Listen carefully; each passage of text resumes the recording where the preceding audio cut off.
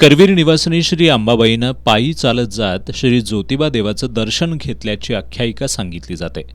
याचंच प्रतीक म्हणून माघ पौर्णिमेनंतर येणाऱ्या रविवारपासून कोल्हापूरचे भाविक ज्योतिबा देवाच्या दर्शनासाठी अणवाणी पायानं जातात. या परंपरेनुसार यावर्षी 16 फेब्रुवारीला पहिला खेटा संपन्न होतोय. खेट्या दिवशी कोल्हापूर, वडणगे, निगवे, कुशिरे, गायमुख मार्गे भाविक ज्योतिबा मंदिरात चालत येतात. या दिवशी पहाटेपासून मंदिरात भाविकांची दर्शनाला मोठी गर्दी होते. यावर्षीच्या खेट्यांच्या पार्श्वभूमीवर स्थानिक पुजारी, पश्चिम महाराष्ट्र देवस्थान व्यवस्थापन समिती आणि ग्रामपंचायतीच्या वतीनं भाविकांना सोयीसुविधा पुरवण्यासाठी जय्यत तयारी सुरू आहे.